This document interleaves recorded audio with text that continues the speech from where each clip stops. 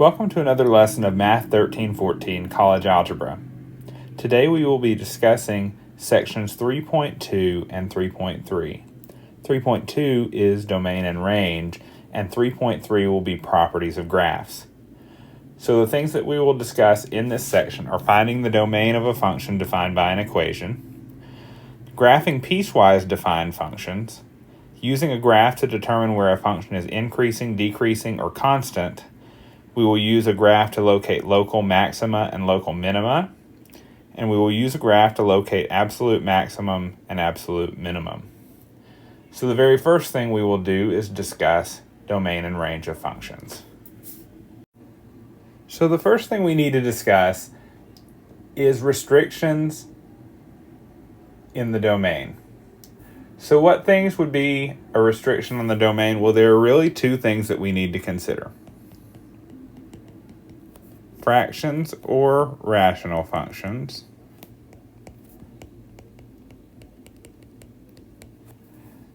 and square root functions.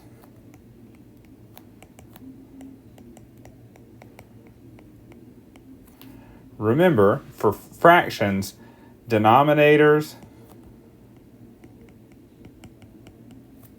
that's the bottom of the fraction, cannot be equal to 0. So if the denominator is equal to 0, that has to be excluded from the domain. With square root functions, it's the stuff inside the radical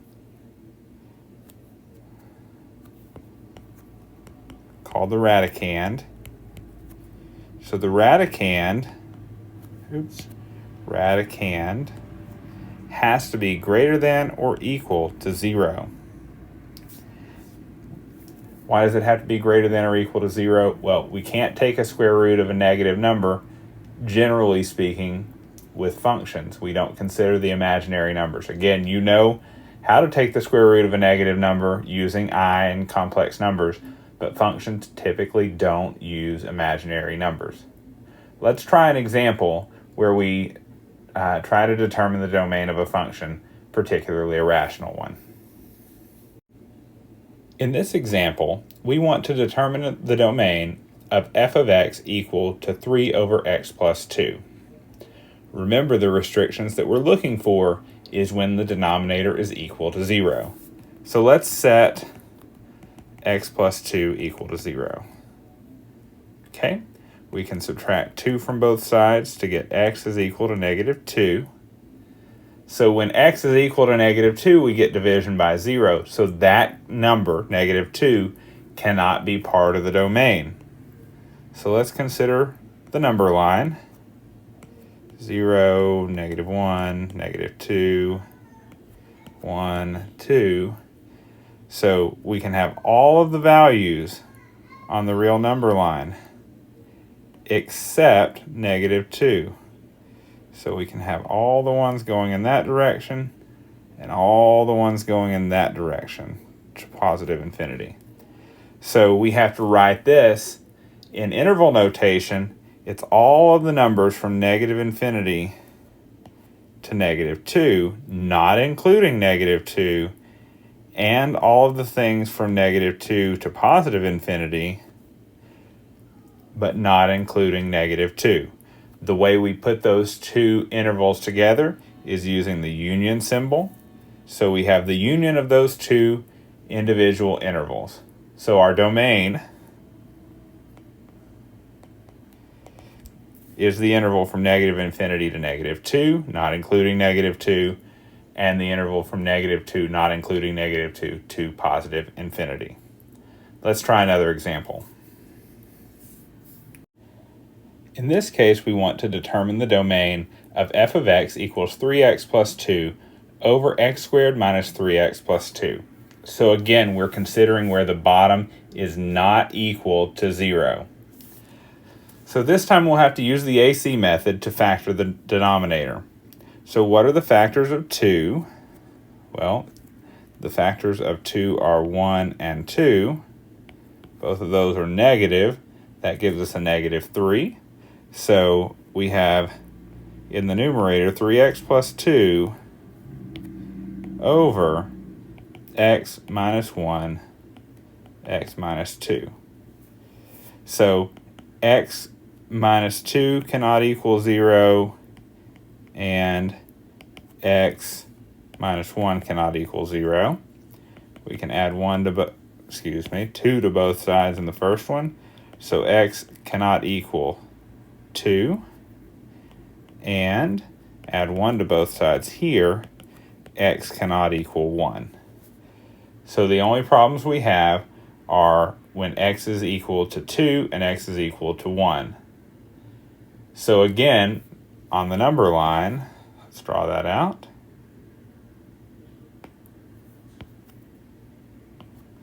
Zero, 1, 2, 3, -1, -2, -3. Okay, so we have a hole here in the domain at 2 and at 1. So we can go from here to here, and then here to infinity, and here to negative infinity. So how do we write that? Well, we have to write it in 3 separate pieces. We have negative infinity up to 1 but not including 1. The interval from 1 to 2, not including either number, and the interval from 2 to positive infinity. And how do we group those together? We do that with 2 union signs. So our domain is all of the real numbers from negative infinity to 1, from 1 to 2, and from 2 to infinity.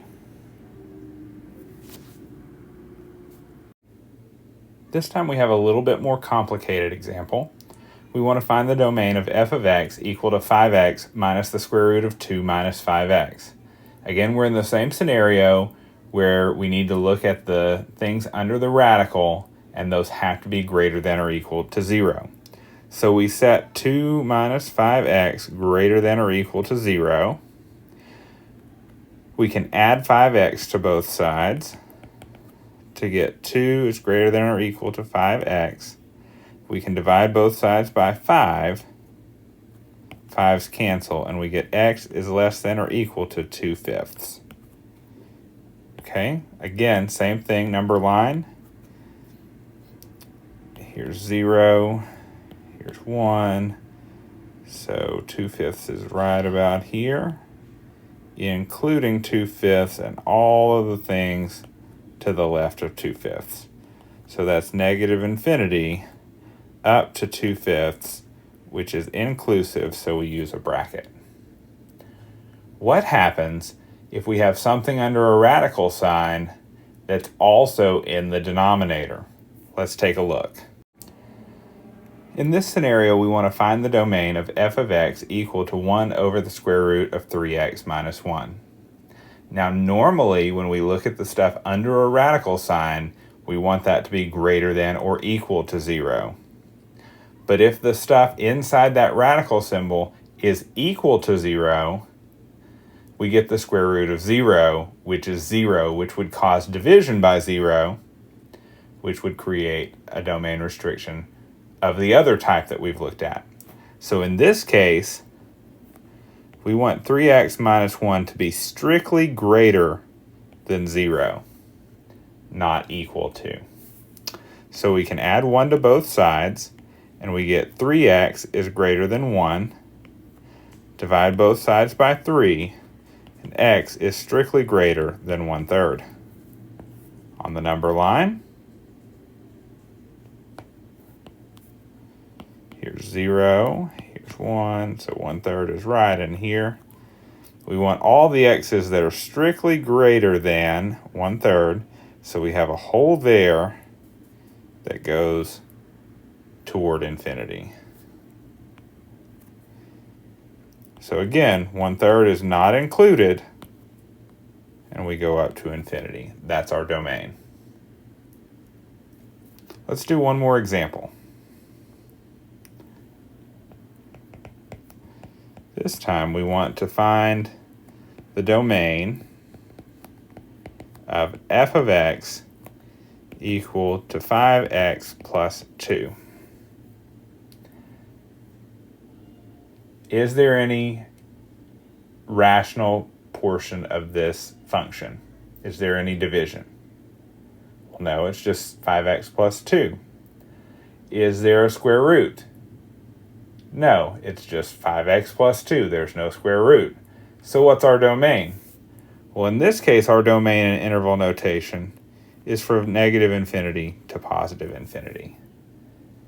So if you have just a regular polynomial with no division or square roots, the domain is all real numbers, negative infinity to positive infinity. So first we want to use the graph to determine whether the relation is a function, as well as its domain and range. Now, is this a function? Does it pass the vertical line test? I believe this would pass the vertical line test because there's no vertical line we could place there that would cross through the graph twice. Notice we have at -2 a solid point and a hole at x equals 1. So our domain, remember domain is the x values left to right, from -2, from -2, which should be a bracket because that's included, to a +1, but 1 is not included. The range is the up and down part, bottom to top. So this looks like this point is about y equals -1 inclusive. So -1 to 1, or is that 2? No, that's 2. This value through here is 2, not including 2. So that's our domain and range on this one. Let's try another example with a graph. Okay, in this example, just like in the last one, we want to use the graph to determine whether the relation is a function as well as its domain and range. Well, it looks like this one will pass the vertical line test also. I don't think there's a vertical line that we could put on the graph that would cross the graph more than once. Okay, so we want to look at the domain and range. Well, the domain, it looks like from here, you can see that the extension of the graph would contain all of the real numbers. So -infinity to infinity, all left to right. Okay, that continues forever. The range, on the other hand, from top to bottom or bottom to top, it looks like this is the lowest point we can have on that graph. So that's inclusive of -2 and goes up to infinity. So that's our range. Let's try one more example. Okay, in this example, let's determine if this is a function or not. Again, this looks like it will pass the vertical line test. There's no vertical line that we could place there that would go through the graph more than once.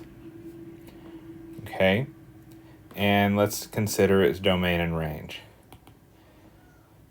It looks like the domain starts at -1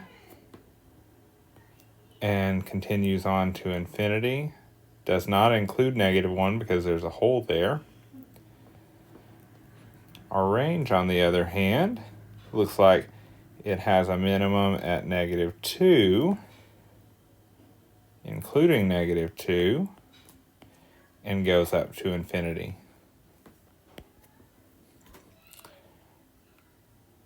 So we found the domain and range using equations and by looking at graphs.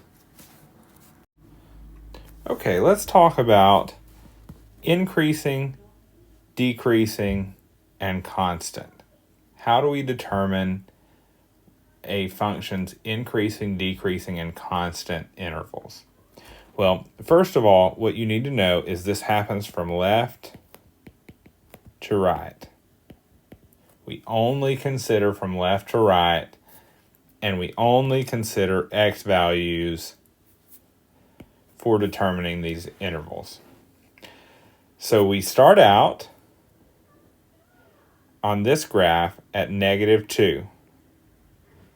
And from -2, we are increasing in y value until we get to the x value of 0. So we're increasing from -2 to 0.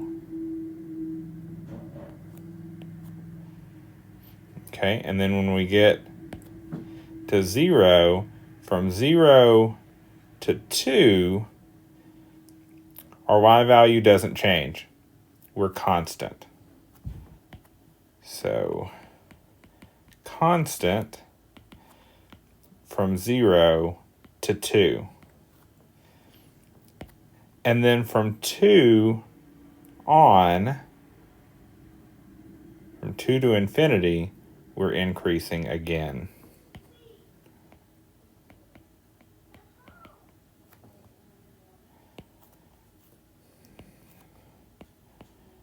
To infinity. So we can create that union to say that we're increasing on those intervals. We're constant from 0 to 2, and there are no intervals where this function is decreasing. Now, even though it is increasing on those two intervals, we'll actually not use the union. We will only consider those two intervals separately. Again, there are none where it's decreasing. Let's consider another function. In this example, again, we want to determine intervals of increasing, decreasing, and constant. Again, left to right. So it looks like from -infinity to -1, we're increasing.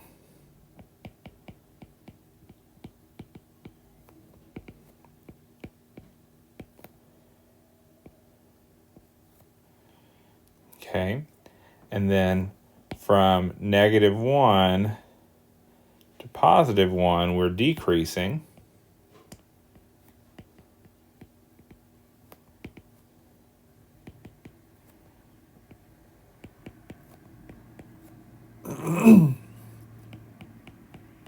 Does it look like there are any constants? I don't think there are any constants there.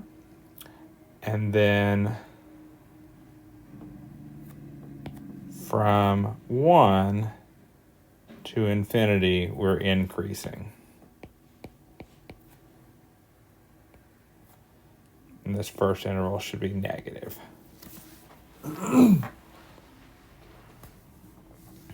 So those are our intervals of increasing, decreasing, and constant. It increases from -infinity up to -1, and then from 1 to infinity, and then it decreases from -1 to 1. Now we want to add into the mix of things that we're working on, determining local minima and maxima. Now, a local minimum is a point on the graph where we switch from decreasing to increasing. So we're decreasing and switch to increasing. That's a local minimum. And where we switch from increasing to decreasing is a local maximum. So what we can do, again, a local maximum, we look for areas where we go from increasing to decreasing, and local minima, I should have put maxima because there can be multiple, is where we go from decreasing to increasing.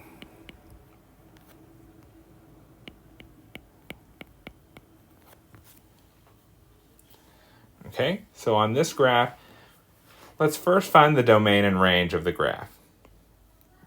Well, the domain, it looks like all the values of x are possible because we continue from left to right in both directions.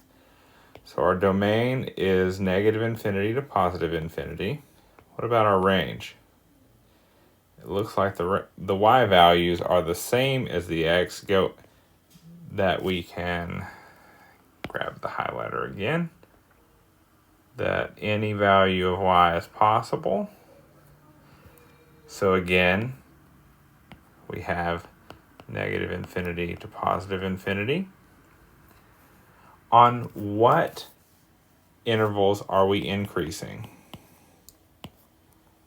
Well, it looks like we increase from negative infinity up to -2.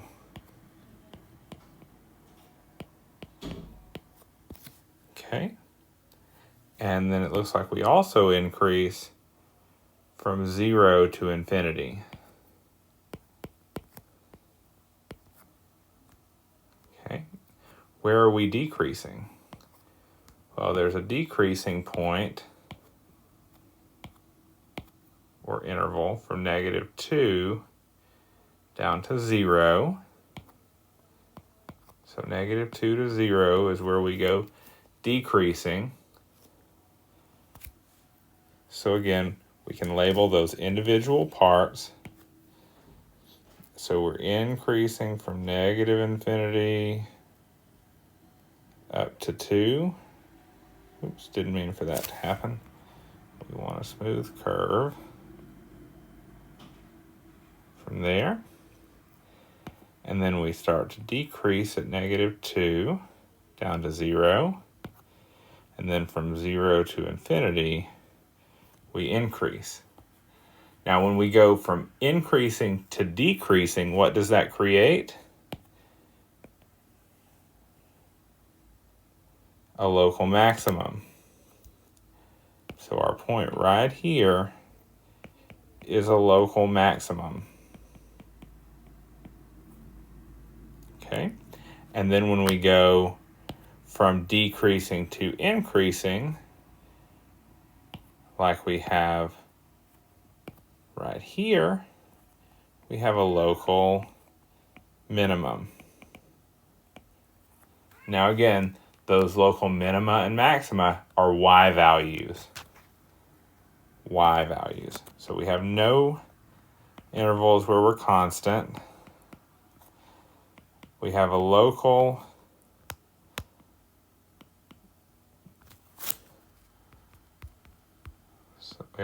max of y equals 2 and a local minimum of y equals 0.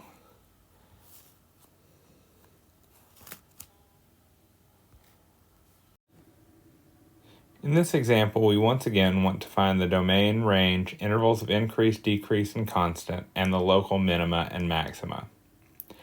Again, remember, like in the last example, local maxima happen when we go from increasing to decreasing, and local minima occur when we go from decreasing to increasing. Okay, let's first find the domain.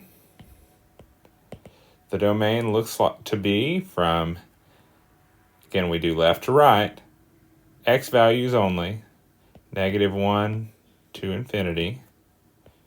Our range, we're looking at only the y values, bottom to top, so, we don't want a parenthesis, we want a bracket, from -3 to infinity. Okay, looks like the increasing is from x equals 0 to infinity.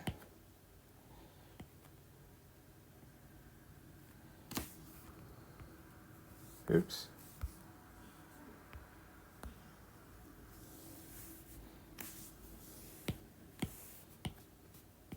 From 0 to infinity.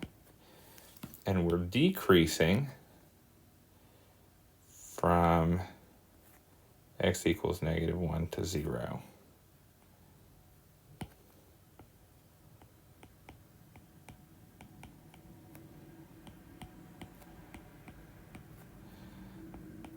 Where is it constant? Well, there are no intervals that are constant. Okay? Are there any local maxima? Are there any periods where we go from increasing to decreasing? No, it looks like we only have one change, and it's from decreasing to increasing. So what we have is a local minima of y equals, and this is our value, -3. Local maxima,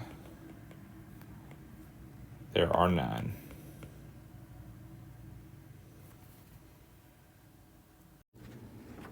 Okay, let's talk about piecewise function.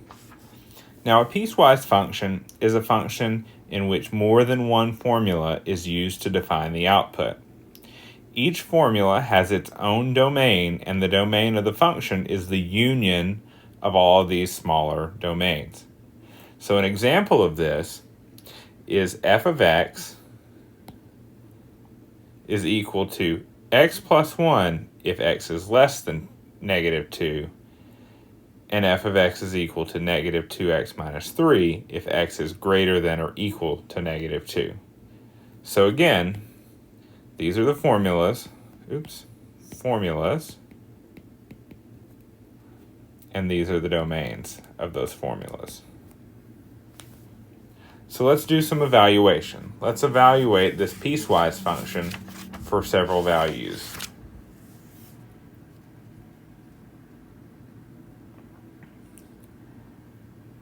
What is f of -3? Well, f of -3, we first need to look at which domain this exists in. -3 is less than -2, so we plug it in to the first formula, x plus 1. So -3 plus 1 is equal to -3 plus 1 is -2.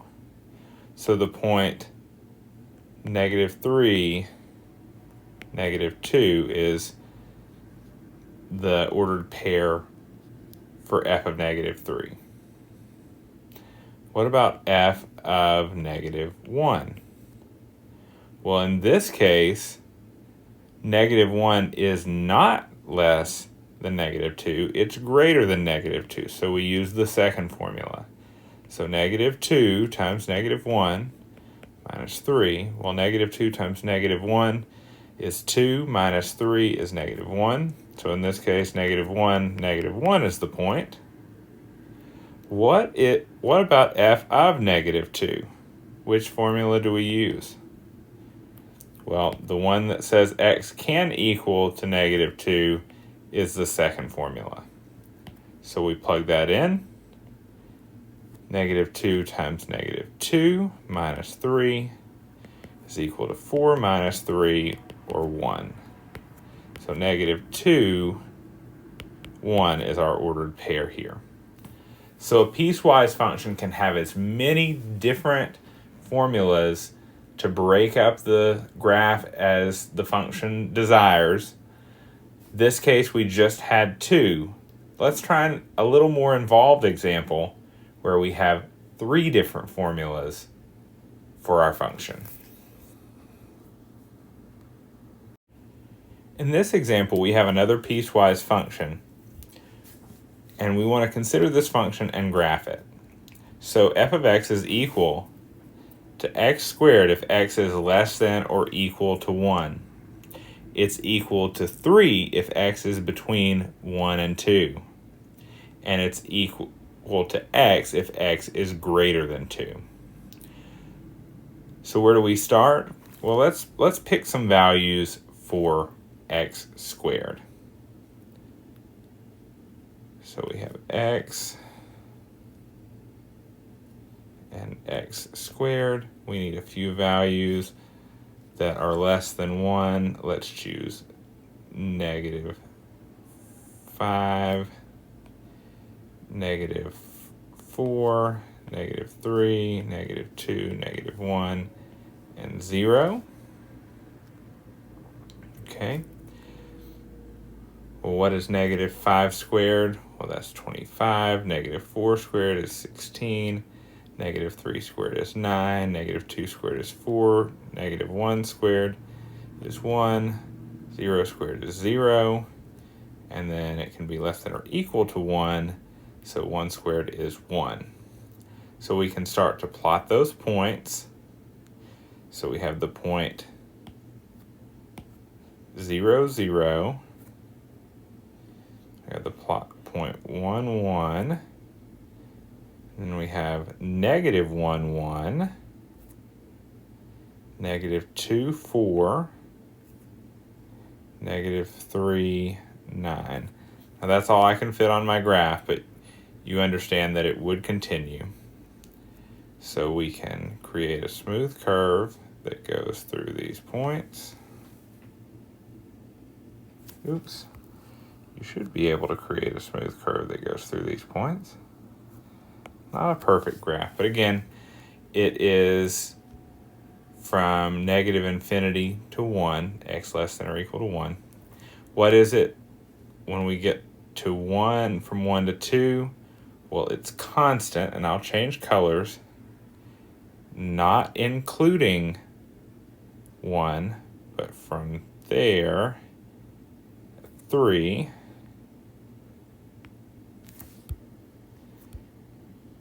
And it's constant to 2. Oops.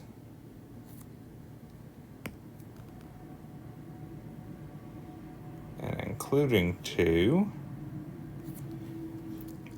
And then if x is strictly greater than 2, y is equal to x.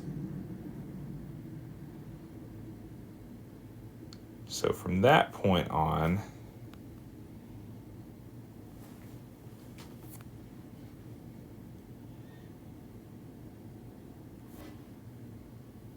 we start at 2, 2 with a hole. Oh, need to change colors.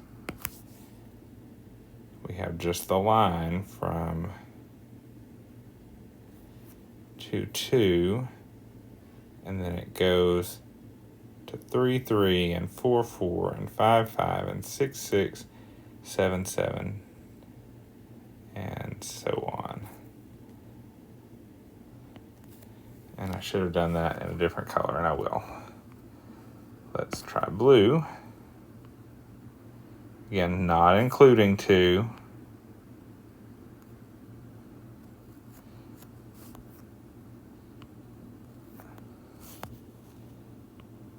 And we go through.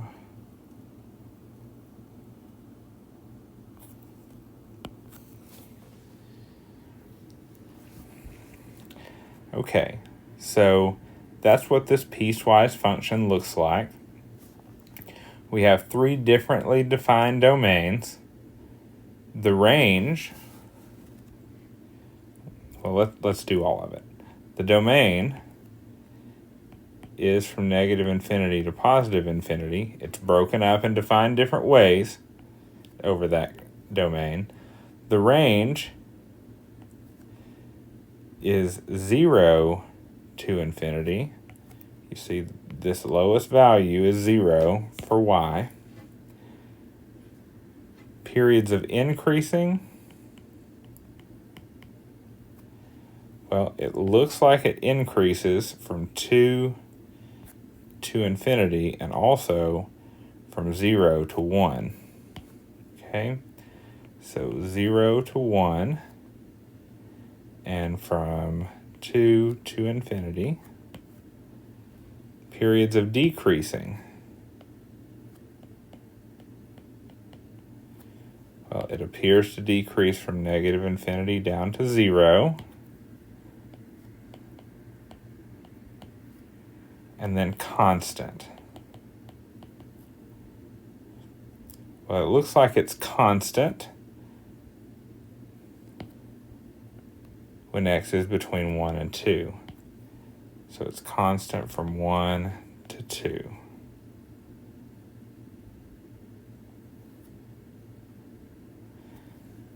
And the 2 should be inclusive there.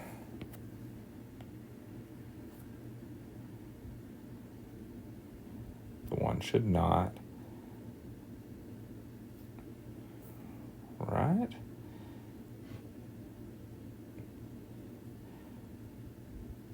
What about local maxima? Are there any points where we go from increasing to decreasing?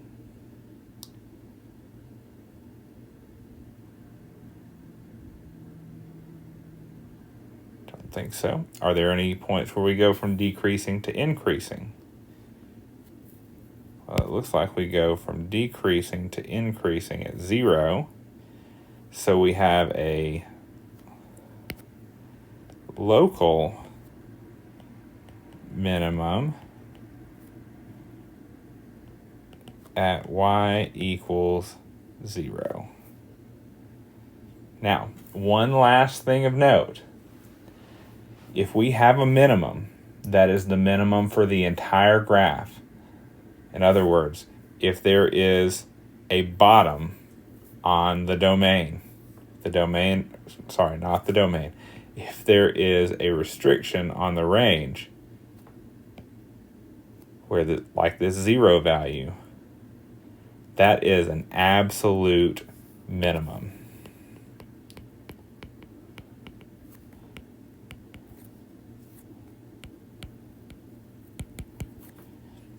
Similarly, if the range has a maximum value for some number, that would be the absolute global maximum. So in this section, we've discussed finding domain and range, intervals of increasing, decreasing, and constant, local minima and maxima, piecewise defined functions, and absolute minimum and maximum. That concludes the discussion of these two sections. Good luck on your homework, and I'll see you in the next one.